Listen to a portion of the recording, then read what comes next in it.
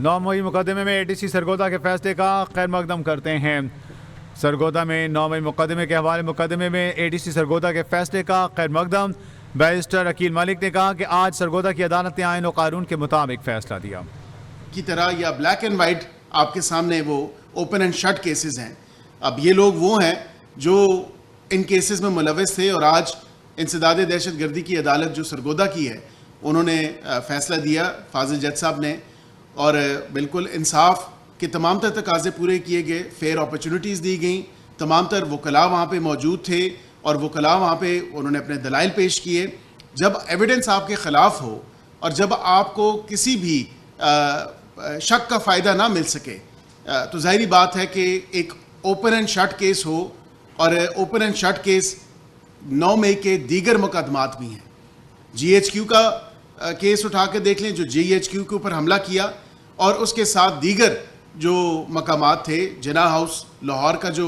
कहा जाता है कि वहाँ पे जो तमाम तर मामलात हैं जिसकी एमेचर वीडियोस मौजूद हैं, वहाँ पे भी अगर आप देखें तो बिल्कुल जिना हाउस के ऊपर जो जिस तरह ये हमला आवर हुए या जो इन्होंने हरकत व सकनात वहाँ पे की वो भी आपके सामने है। तो ये आपके सामने तमाम तर वाक़यात हैं। अगर कोई ये समझता है कि हम ऐसी कोई हरकत करेंगे और कानून हरकत में नहीं आएगा तो शायद ये उनकी भूल है। किसी का कोई भी मकाम हो, किसी का कोई भी रुतबा हो, कानून सब के लिए बराबर है और आइन और कानून के मुताबिक ही इस मुल्क में फ़ैसले होने हैं, और ये फ़ैसला आइन और कानून के मुताबिक है, और ये खुशाइन फ़ैसला है कि इंसाफ ना सिर्फ हुआ है बल्कि होते हुए नज़र आया है।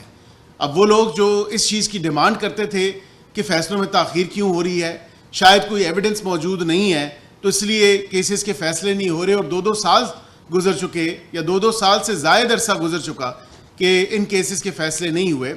तो ये तमाम तर लेतो लाल से काम जो लिया गया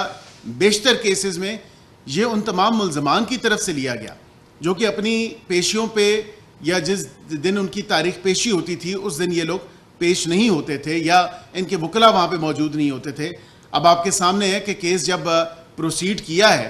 और केस अपने मंतकी अंजाम तक पहुँचा है तो वो आपके सामने है उसका रिज़ल्ट, कि जो लोग जिनकी वीडियोज़ मौजूद, जिनके ख़िलाफ़ एविडेंस मौजूद,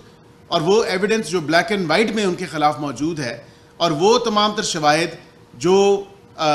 इस्तिगासा ने और जो इन्वेस्टिगेटिंग अथॉरिटीज़ ने वहाँ पे IOs ने, इन्वेस्टिगेटिंग ऑफिसर्स ने तमाम तर ये शवाहिद इकट्ठे किए, वो अब आपके सामने थे, अदालत में वो पेश हुए। जब उसको रिबट और रिफ्यूट नहीं कर सके, अपनी बेगुनाही नहीं साबित कर सके, तो फिर